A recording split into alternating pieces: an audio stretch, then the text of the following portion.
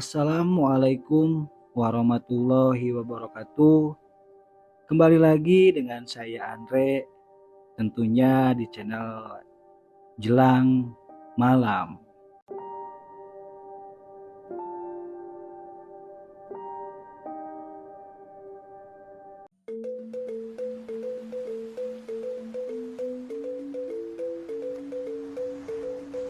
Siapa yang tidak kenal dengan pulau yang satu ini? Ya, Pulau Dewata, yaitu Bali. Bukan hanya di Indonesia saja, Pulau Bali bahkan terkenal di seluruh dunia.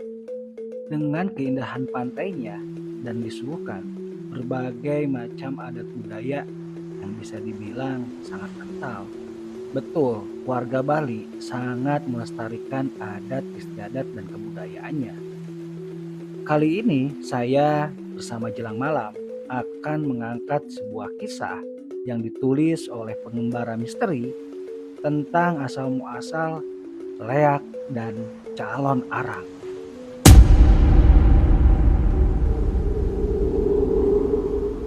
Kisah calon arang dan misteri leak yang dirahasiakan masyarakat Bali. Salah satu makhluk mitologi yang terkenal di daerah Bali ini adalah leak. Leak digambarkan berwujud menyeramkan dengan mata besar, bergigi taring, dengan perawakan yang tinggi besar, serta berbulu dengan lidah menjulur panjang. Menurut cerita yang beredar di masyarakat, leak merupakan makhluk jelmaan yang mempelajari ilmu hitam. Dan untuk memperkuat ilmunya, ia harus mencari tumbal. Biasanya leak suka mencari organ tubuh manusia untuk dijadikan ramuan. Leak mengincar organ tubuh manusia yang telah menjadi mayat. Maka dari itu, sering warga yang bertemu dengannya di sekitar pemakaman. Tidak hanya mayat, leak juga mengincar organ tubuh manusia yang masih hidup. Biasanya yang menjadi tumbal adalah wanita hamil karena untuk dihisap darah bayi yang ada di dalam kandungan. Jika di siang hari, leak akan berubah menjadi manusia biasa. Jelang malam, baru akan berubah kembali menjadi leak.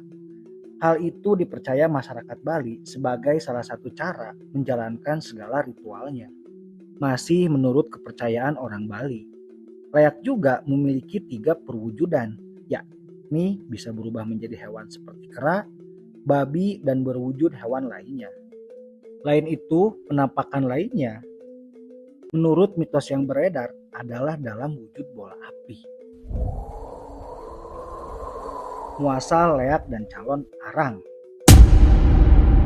Kisah leak juga dikaitkan dengan legenda calon arang, seorang wanita sakti pemuja Dewi Durga yang hidup di masa Raja Erlangga dari Kerajaan Daha, Kediri. Disebut-sebut calon arang adalah penyihir sakti mandraguna yang punya anak cantik jelita bernama Ratna Manggali. Tapi tidak ada yang berani menikahinya karena tidak ingin tinggal dengan penyihir yang bisa berubah menjadi leak. Calon arang memang mempelajari ilmu hitam untuk menuntut balas atas kematian suaminya yang belum diketahui siapa pelakunya. Kematian suaminya juga diduga terkena ilmu hitam. Mengetahui anak perempuannya tidak ada yang melamar, calon arang marah besar. Dirinya pun menyebarkan petaka di kawasan kerajaan Kediri. Pada malam hari, dirinya menyebarkan muridnya yang bisa berubah menjadi leak. Ia memerintahkan para leak ini menyebarkan wabah mematikan yang sulit disembuhkan dan bisa membunuh siapa saja.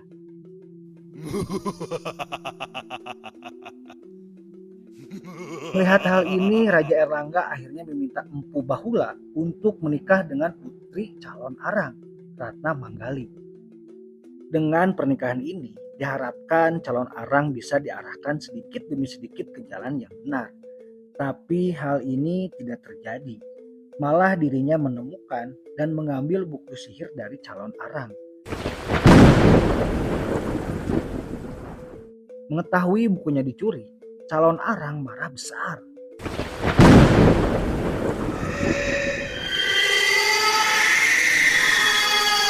Dan menyebarkan petaka.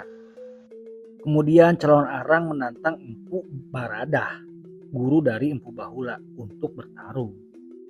Pertempuran yang dilakukan oleh calon Arang dengan Empu Baradah berlangsung dengan sengit. Keduanya mengarahkan semua kemampuan hingga calon Arang akhirnya kalah. Dirinya yang memuja Dewi Durga akhirnya tewas, tapi masih memegang ilmu-ilmu hitam yang konon tidak bisa hilang dan bisa dipelajari hingga sekarang. Ilmu berubah menjadi leak yang dimiliki oleh penyihir hebat dipercaya masih ada hingga sekarang di kawasan Bali. Konon masih ada beberapa oknum penduduk yang masih menggunakan ilmu hitam itu hingga sekarang. Mereka mempelajari cara menjadi leak untuk memiliki kekebalan fisik dan bisa melakukan apa saja yang mereka mau. Leak yang dirahasiakan keberadaannya. Leak dan ilmu pengleakan hingga saat ini masih dipercaya dan ditakuti oleh sebagian besar masyarakat Bali. Praktik leak sebagai ilmu sekaligus hantu konon hingga kini masih dijumpai di berbagai tempat di Pulau Dewata itu. Barbara Loveridge, peneliti Australia yang meneliti leak, mengutarakan ilmu sihir Bali yang dibedakan tingkatan dan jenisnya menurut kekuatan dan pengetahuan pemilik ilmu tersebut. Menurutnya ada 2 jalur ilmu di Bali. Pengiwa bisa dibilang jalur kiri atau black magic, dan penengen jalur kanan white magic. Disebut pula bahwa ilmu-ilmu pengiwa ini harus selalu dirahasiakan, karena bila mampu merahasiakan pada 100 kelahiran atau reinkarnasi, konon pelakunya akan selalu menemui kebebasan tertinggi. Namun bila dibicarakan ke orang lain, malah akan menemui kehinaan dan disoroti masyarakat, serta terbenam di neraka Tambra Gohmuka. Loveridge menyebut kehadiran jalur kiri atau jalur nafsu untuk mencapai kesempurnaan ini adalah bagian dari tradisi tantrisme yang juga pernah atau bahkan masih ada di Jawa. Memang sudah menjadi rahasia umum di Bali. Banyak dukun yang belajar ilmu pengiwa lebih dulu sebelum belajar pengenen. Sayangnya dukun-dukun yang ditemui tidak mengakui hal ini. Pasalnya selain karena aturan tak tertulis untuk merahasiakan leak tadi, mereka juga takut akan dicoba kemampuannya oleh para pelaku dunia pengleakan. Beberapa tempat di Bali seperti Sanur, Suwung, Sabah atau Gianyar, Nusa Peninda atau Bangli disebut sebagai tempat yang kekuatan leaknya masih cukup ampuh. Tapi sejauh ini tidak didapatkan tentang komunitas perleakan. Tampaknya memang ada rasa segan di antara para pendukung ilmu ini. Orang Bali daratan misalnya menganggap leak yang berasal dari Nusa Peninda atau pulau di selatan Bali sangat ampuh. Sedangkan orang Nusa Peninda malah menganggap orang daratan, terutama yang berasal dari Bangli, ilmu leaknya lebih maut menurut Loveridge. Kekuatan leak tidak terletak pada persatuan antar mereka, melainkan bersifat individual. Pertempuran antar leak bisa jadi juga karena yang satu ingin mencelakakan dan yang lain bertindak sebagai balian yang membela kliennya. Beberapa pertempuran antar leak juga bisa disaksikan oleh manusia. Pertempuran leak ini diduga sering terjadi di tengah gelapnya malam. Dan tak jarang momen mati lampu digunakan sebagian orang yang penasaran dan ingin menguji nyalinya datang ke tempat yang dipercaya sebagai tempat pertandingan leak, seperti kuburan misalnya. Mengutip dari Tribun Bali, seorang masyarakat bernama Made Artadi mengaku pernah melihat 2 bola api berwarna merah dan kuning terbang dan saling berbenturan di udara di pantai Padang Galak, Sanur sekitar tahun 1987. Leak berwujud 2 bola api yang berkejaran di atas pepohonan pernah juga disaksikan oleh Komang Jepri dan Ketut Prasetya di wilayah Karangasem sekitar tahun 1990. Salah satu kisah pertempuran yang acap disebut-sebut oleh para penggosip leak adalah pertempuran legendaris antara seorang ratu leak dari Sanur dan peleak sakti dari Kramas Gianyar. Perang leak yang terjadi sekitar tahun 1988 itu kemudian dimenangkan leak dari Kramas. Walau tidak ada yang sempat melihatnya, banyak yang mengungkapkan sejak kekalahan itu, kesaktian Leak di Sanur yang pernah disegani mulai melemah. Leak yang menjadi kesenian masyarakat. Kisah pertarungan calon arang ini kemudian diangkat dalam seni tari barong. Tarian barong pun disinyalir memiliki banyak versi. Salah satu versi yang sederhana dan ringkas adalah tari barong rangda yang dipentaskan secara rutin di atas panggung Amphitheater Garuda Wisnu Kencana atau GWK. Tarian ini merupakan pengantar bagi masyarakat awam untuk memahami konsep Roa Bindenda yang merupakan bagian dari prinsip kehidupan masyarakat Bali. Tariannya selalu dimulai dengan dua monyet lucu yang menggoda barong. Kemudian Rangda yang jahat muncul dan mencoba menggunakan ilmu hitam pada para penari pria. Kemudian dia memerintah mereka untuk bunuh diri. Namun barong juga diyakini melibatkan sihir pelindung pada pemeran laki-laki sehingga menjadi kebal. Tarian ini berakhir dengan pertarungan terakhir antara Barong dan Rangda. Barong memenangkan pertempuran dan kejahatan dikalahkan. Tarian ini biasanya ditampilkan selama festival Galungan, tetapi juga dilakukan saat ada penyakit atau kesialan di desa. Hal ini masih umum dilakukan dalam kehidupan sehari-hari masyarakat Bali. Sejarah tari Barong asal Bali juga dipercaya merupakan perkembangan dari tari Reog Ponorogo.